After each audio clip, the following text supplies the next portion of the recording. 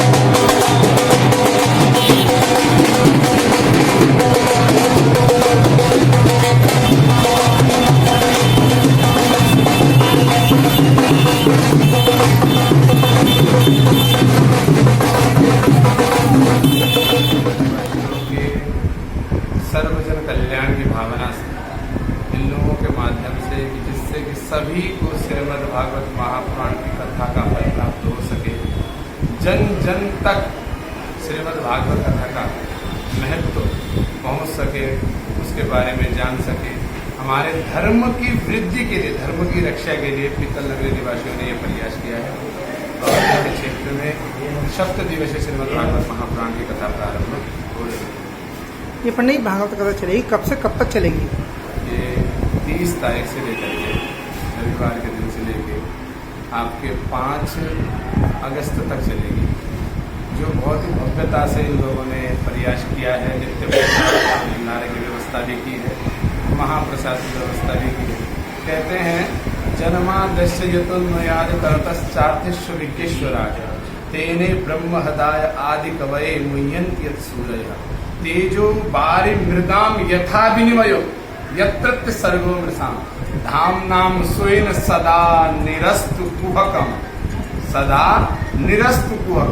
सत्यम परम धीमहि। सत्य ही संसार में सर्वोपरि है। और सत्य क्या है?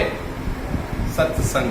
सत्संग से बढ़कर के संसार में कुछ भी नहीं है। इससे ही हमें जीवन जीने की शिक्षा मिलती है, इससे ही हमें संस्कार की प्राप्ति होती है, इससे ही ज्ञान की प्राप्ति होती है, इससे ही परिवार में रहना हमें आता है, समाज में रहना आता है, हमें अपने धर्म की रक्षा करनी आती है। किससे? सत्संग से।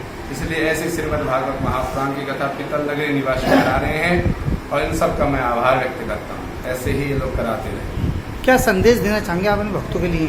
मैं सभी क्षेत्रवासियों, केवल क्षेत्रवासियों को नहीं बल्कि विश्व को ये संदेश देना चाहूँगा कि सत्य व्रतम सत्य परम सत्यम सत्यस्य योनिम निहतिम च सत्यः सत्यस्य सत्यम मृत सत्य नेत्रम सत्यात्मकम त्वाम शरणम प्रपन्ना। हे प्रभु, हम सबके अंदर भी सत्यता को निभाने की शक्ति प्राप्त हो।